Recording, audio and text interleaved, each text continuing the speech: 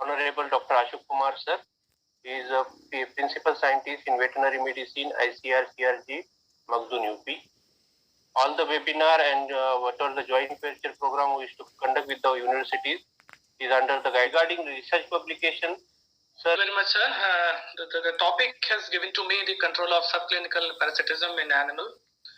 First of all, I would like to express my sincere thanks to Alembic Pharmaceuticals for inviting me and providing this platform for interaction with the veterinary students. Okay, let us close first, then I will start again. Yes.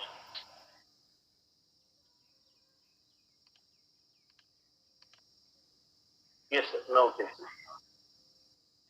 Mode it is not going, sir. Now moving. There are certain examples like the trichostomyelitis in the eve and lambs. They are responsible for the delayed attainment of puberty. Trypanosomiasis in ram, choreoptic binge has been found to be associated with the testicular degeneration or agiospermia. Trypanosomiasis or soft-cooked mange in eves are responsible for poor consumption rate or reduced number of ovulation. Toxoplasmosis, it is very clear in pregnant eves in causing the abortion.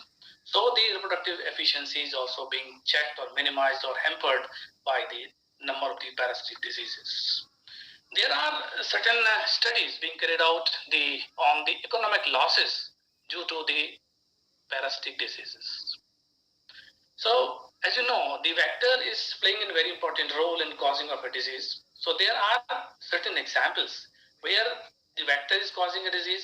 So the economic losses has been calculated on the basis of the vector itself causing a problem, plus they are transferring the disease, and the expenditure is made on the control of the vectors.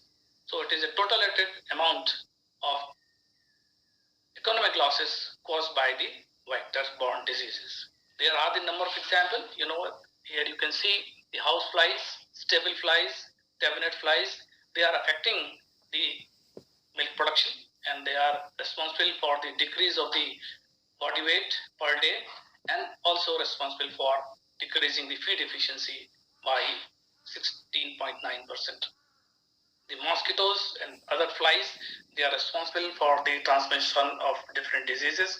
So because of the losses, because of the diseases, because of the control, and there is a huge losses in the milk production and weight gain to the expenditure.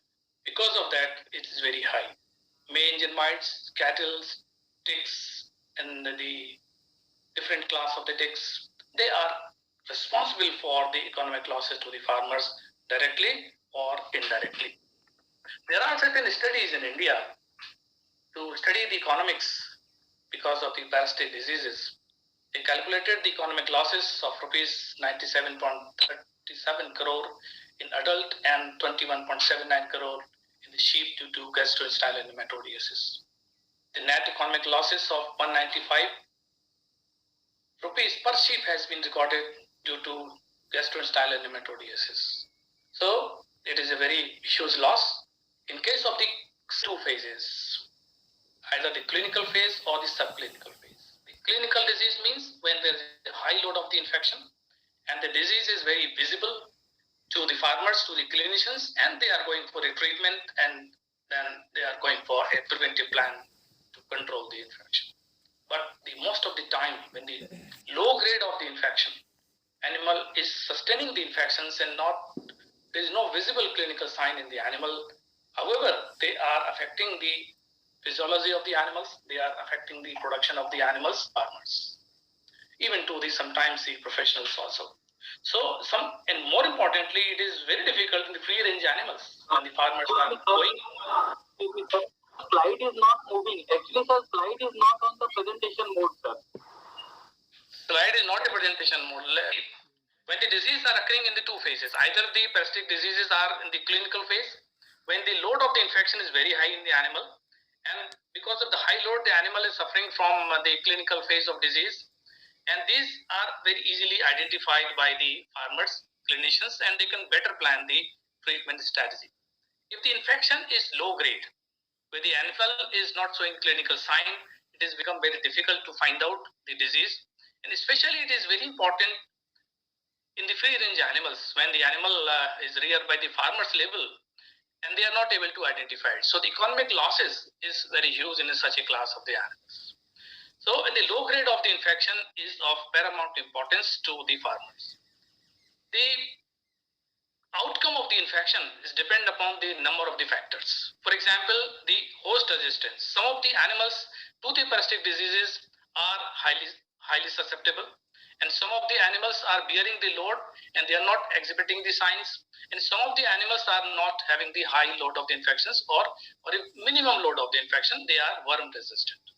The level of the infection is also very important. If it is high load, you will have a clinical sign. Different type of the infection involved. Sometimes there is single type of the infection is in the animals, and sometimes there is a different 2 or 3 type of the infections. So outcome depend upon that thing. If there is a resistance in the parasites because of the anthelmintics, the outcome is all factors which is favoring the parasitism, like the feeding behavior or the grazing behavior. If you see the sheep and cattle, the animals are close grazers, so they are more vulnerable because they are easily pick up the infection from the grounds, and they are having the high load of the infection. If you see the other animal like the goat, which is not a close grazer, it is a browsing animals, so the load of the animals is comparatively lesser in this class of animals. The load of the animals is also depend upon the climates. The climates means if the egg is translating very easy in a particular season, for example, high humid season where the translation of the egg to the more active phase is very easily. For example, in rainy season, it is very high. The dense pastures means the animals grazing in an area where there is a sort of, I would say, no proper lights, or there is a dense pastures, so they are better protecting the developing larvae. So the infection rate is very high. The poor housing condition, it has a direct relation with the high parasitic loads, because you are keeping the animals in sites where the high load of infection, you're not having better cleaning strategies, so there is a high load of infection. The type of the diet is also important. The animal is getting the proper diets, proper availability of the vitamins, minerals, and other nutrients. These animals are having better resilience to the parasitic diseases. If the animal is thriving and they are not energy deficient or poor on the proteins especially, the susceptibility of the animal is very high. So the nutrition is playing a very important role in the outcome of a disease. Next one. If you see the immunity to the parasitic infection in the neonates, it is a new to that. It is unknown to that. So it is a very pure immunity when the animal is being born. In colostrum, antibody is not very much, and they are not providing a very good protection to the animals, rather a very low protection against the parasitic diseases through the colostrum transfer. And immunological resistance to the nematode parasites can develop over a time. It is not a life depth of a bacterial and viral. It is providing a better protection.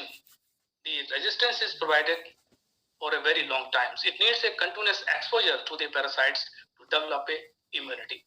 So it is sometimes it has been stated that since as long as the parasites inside the body of the animals, there is a resistance to the infection. Next one. So in parasitic disease in animals, there are the 2 types of the life cycle. Either the parasitic having a direct life cycle, means there is a no intermediate host in between. Animal is getting the infection from the grazing areas, and there is a passing of the stage like the eggs, and then again there is a possibility. So there is a direct life cycle of the parasitic diseases, and they are more dangerous because there is always a high load of infection.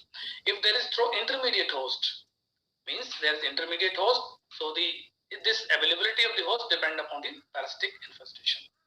So in this class we will discuss some of the important parasitic infection, and there are some representative example. Then we will go for the broader option for the control of the parasitic diseases. Next one. Now we discuss the first disease, and the protozoan class is the coccidiosis.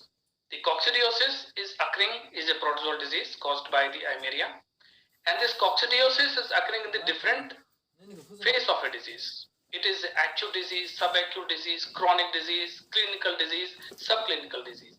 In the clinical phase of a disease, when the animal is ingesting the large amount of oocyst, it is suffering from the severe diarrhea, blood loss, and sometimes there is a death of the animals.